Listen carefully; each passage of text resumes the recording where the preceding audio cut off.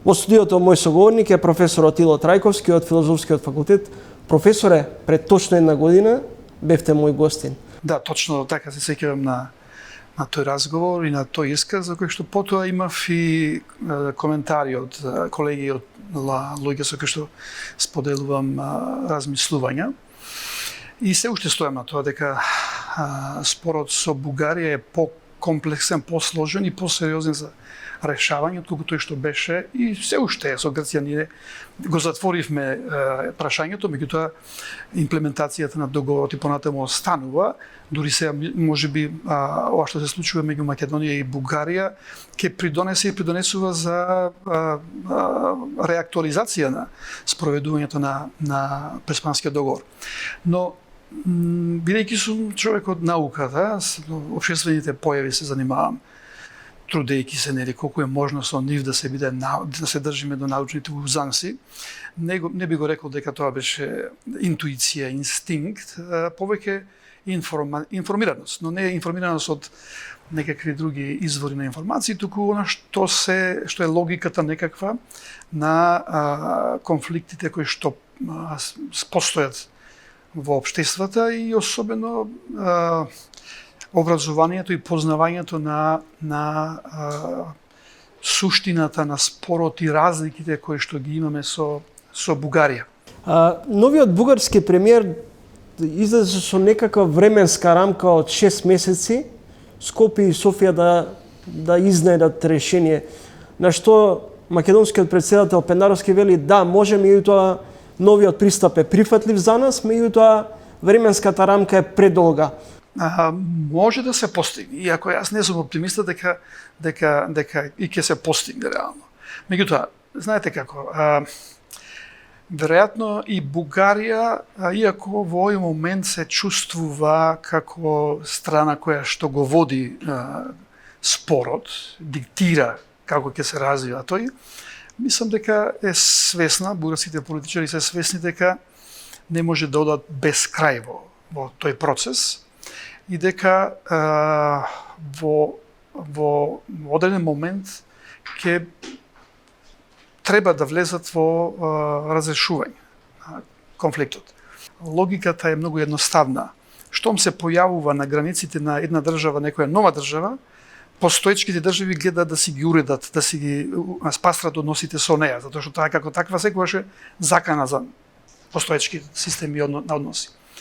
Мислам дека Бугарија тоа се обидува да го прави преку овој конфликт кој што тлееше, постоеше меѓу нас, меѓутоа никогаш не го доведовме до рационално ниво, до ниво кое што го доведовме конфликтот со Грција. Тој е сложен, комплициран, затоа што со нив сме многу поблиски, послични да кажам, а во историјата токму тоа е големиот проблем. Како да се дистанцираш од себе си, да направиш да истакни својата посебност и заседност во однос на некој кој што е близок. И тоа и да сакам да кажам и да се најде некакво инстант политичко решение за кратко време под притисок на едни или други. Мислам дека работата на рационализацијата на конфликтот, ако сакате и на односите меѓу Македонија и Бугарија, ќе трае многу долго. Ќе трае многу долго затоа што во прашање се инвестирани културни вредности, предрасуди, стереотипи кои што се негувани долго време на двете страни. На бугарскиот национализам Македонија одговара со национализам? Па нема друго како да се одговори.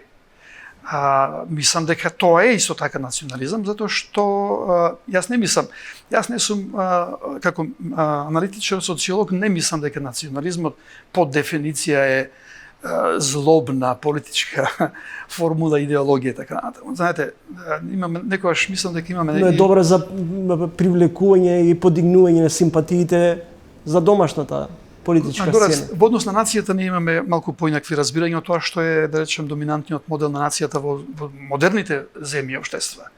Утрово ми стигна од Британија една книга за трансформирање на national citizenship, националната граѓанственост.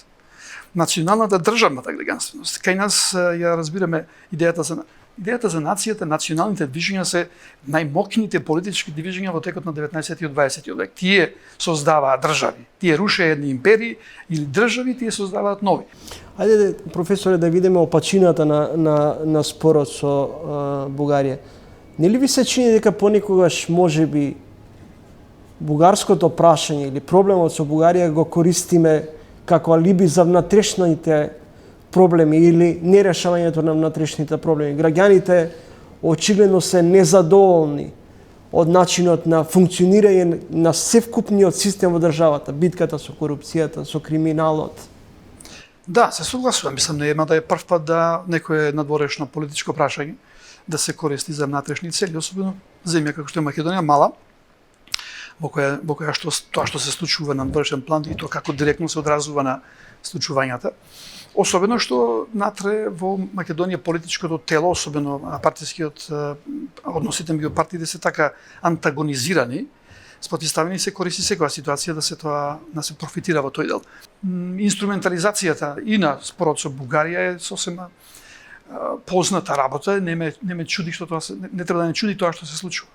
Но и двете партии и другите партии треба да имаат на ум дека на тој начин всушност го трошат капиталот кој што го има во меѓу граѓанството, затоа што во меѓусебните конфликти и разидувања тие всушност ја губат легитимност кај граѓанството. Опаѓа интересот и за членување во партии. Последната бројки што ги има кај СДСМ на 50.000 членство гласало за избор на председател, мислам дека се сериозна опомена за тоа што им се случува. Не знам точно како стојат бројките во ВМРО ДПМН, ама нема да бидам зачуден ако некаде тука стојат. Во едно друго време тие оперираја со по бројки над 100.000. Сега имаме друга ситуација. Колку и дали доколку Европа не земе под неизини преградки на некој начин ќе не спастри, ќе не според европски модел на функционирање, ќе ги стави институциите во некаква нормална рамка на делување. Да. Горас, јас мислам дека ние сме општество кое што е многу под влијание на надворешните фактори. Развојот, промените кај нас се случувале секогаш. Колку е тоа добро или лошо да бидеме постојано под меѓународен мониторинг? Па додека не успееме самите да се носиме, да се справуваме со тоа, подобро така отколку да бидеме оставени и не можеме да бидеме оставени сами на себе. Професор, тоа покажува и за капацитетот на државата. Апсолутно, согласувам.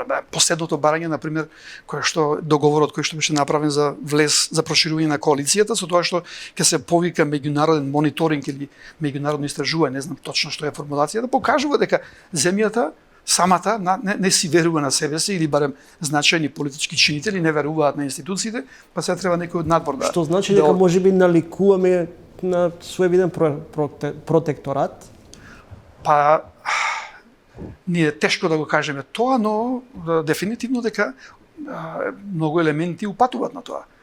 Многу промени кои што се случија кај нас и се случуваат затоа што имаме влијание на нашите стратешки партнери кои доаѓаат тука во клучни моменти да влијаат на нашето однесување. Така да, знаете што, и не треба да бидеме оставени сами на себе. Ние сме дел од Европа, ние сме дел од светската економија. Ние сме глобализирани на еден и друг начин. Се разбира дека властите овде не може да прават што сакаат. Дали ние се соочуваме со дефицит на лидерски капацитет? Прашањето е сосем на место, го поставувате вие, го поставуваат многумина, но реалноста е таа. Дуи, односно господинот Ахмети, обстојува многу вешто на политичката сцена. Факт е дека не е сам. Факт е дека неговиот авторитет и моќта на Дуи јас оспоруваат сериозни политички партии од таа провиненција и шансите во еден момент или друг дека ќе биде заменет беа големи. Но како представничка демократија, особено во нашиот модел на изборен систем, ја има и таа димензија да работите зависат не само од поддршката што ја имаат изборната колку каква е, туку и од меѓупартиските релации. Јас мислам дека двојно е прашањето, ова делот за лидерските, да речем, ресурси кои што ги имаме. Сега ако погледнеме од една страна, СДСМ го избира својот нов лидер прилично со голем процент на поддршка. Според тоа тој внатре ќе ги има претпоставки да ја води партијата, како и господинот Мицковски кој што немаше нити против кандидат. Меѓутоа во меѓусебните релации гледаме дека се сведува на меѓусебно договарање, пазарање и дека всушност нема друга формула за објаснување на моќта и позицијата на Али Ахмеди, туку слабостите, односно желбата на двете македонски партии да бидат по секоја цена на власт. Ние неколку пати бевме во ситуации да гледаме дека едната друга и другата прават се во ситуација и се доведуваат себе си во ситуација да прават отстапки во однос на ДОИ кои што иначе не би ги правеле доколку би имале поинакви односи со другата партија. Доколку разберат дека ако не се на власт не значи дека тоа е пропаст за нив како партија, уште помалку за државата како ентитет. Поштовани гледачи, следите разговор со универзитетскиот професор Ило Трајковски од Филозофскиот факултет. Професоре, граѓанскиот активизам го урна Груевски од власт. Дали ќе гледаме реприза на ова што денес ни се случува? Дали СДСМ ќе заврши неславно? Горан, јас сум скептичен во однос на тезата дека граѓанскиот активизам го урна Груевски, односно неговата влада.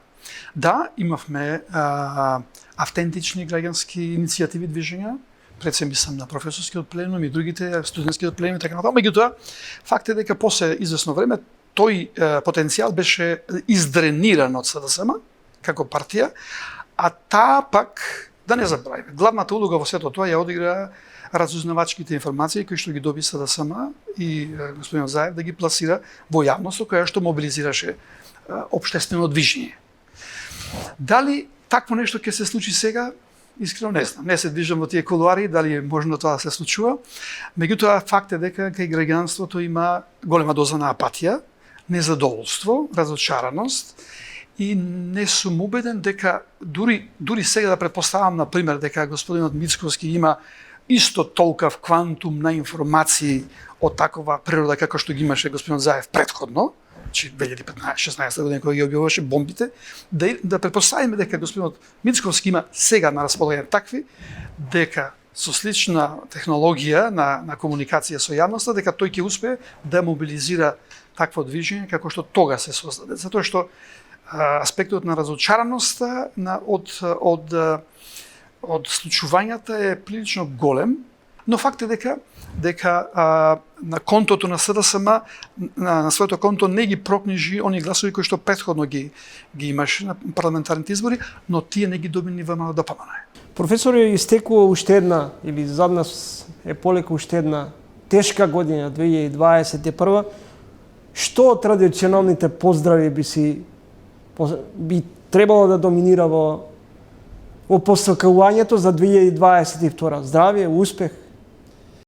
Да, сето тоа и апропо овие дискусии би рекол има еден старски збор со дикат, со умереност во многу работи и особено во мобилизацијата, подигањето на страстите за однос на меѓусебните конфликти кои што постојат во земјата и особено за односите со соседните земји и во однос на перспективите на Европа. Нема да пропадне Македонија ако не успееме да се договориме за 6 или помалку време. Зборот ми е умереност. Да, претпоставено здравје, среќа и сето тоа се подразбира под дефолт, меѓутоа ако нешто треба да направиме за да се сменат работите, треба да сме поумерени и посамокритични кон она што го превземе, особено во однос на јавниот ангажман, јавно искажаниот збор и јавно покренатите иницијативи и активности. Дали оваа година беше изгубена за државата на политички, економски, општествен план? Историјата е голема и државата ќе ни трае долго време, така да една година е малку во тоа. Мислам дека процесот на учењето политичко е многу значаен и научуваме исто така и од поразите кои што сме ги претрпеле. Не мислам дека е загубена година, затоа што друго во основа антрополошки, да кажем, би можеле да правиме ако гледаме на на нашите евентуални неуспеси како загуба. Како има една песна, што не ме убива, ме прави посилен. Така да мислам дека и во овој дел треба да бидеме свесни дека тоа е наше искуство како нација, како држава и дека тоа понатаму ќе го вградиме во нашата колективна меморија, да знаеме како понатаму да се однесуваме во... Знаете, има и полоши ситуации. И затоа мислам дека ова е дел од тоа учење и подготвеност да се спремаме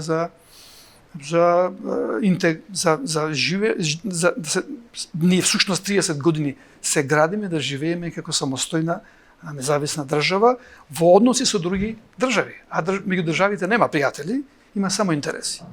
Да, ние сме со овие или оние браќа, така, но пред се, штом си издигнал држава, треба да се однесуваш како државник, не само во смисла на тоа да е председател, шефот на државата или премиерот, туку и ние, граѓаните, бидејќи државата не постои само преку нивните црвени килими, туку постои преку нас, преку нашето однесување како државјани на оваа или она држава.